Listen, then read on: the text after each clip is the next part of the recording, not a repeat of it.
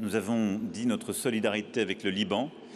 Nous sommes exprimés unanimement en faveur d'un cessez-le-feu immédiat et durable et avons dit notre engagement pour la désescalade des tensions dans la région. Nous voulons la paix et la sécurité pour tous.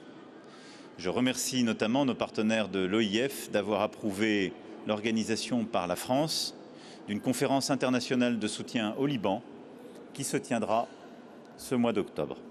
Et Monsieur Macron, vous avez déclaré dans un entretien à France Inter qu'il fallait cesser de livrer des armes pour mener les combats sur Gaza. Alors à qui adressez-vous ce message? Est-ce que le président américain Joe Biden est le premier destinataire de ce message? Le président Biden, comme moi-même, avons endossé un texte de cessez-le-feu et donc que les États-Unis d'Amérique étaient favorables pour le Liban.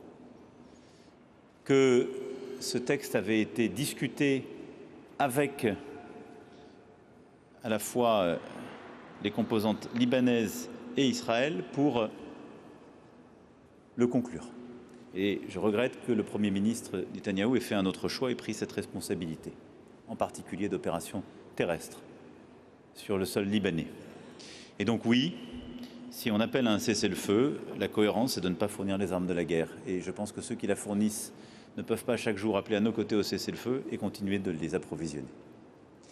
Sur le Liban, puisque vous m'offrez l'occasion d'en parler, je voudrais là aussi confirmer, comme je l'ai fait dans mon propos introductif, le fait que nous tiendrons donc dans les toutes prochaines semaines cette conférence de soutien qui a vocation à apporter de l'aide humanitaire et à consolider les efforts de la communauté internationale et à apporter aussi des éléments de soutien aux forces armées libanaises pour sécuriser en particulier le sud Liban.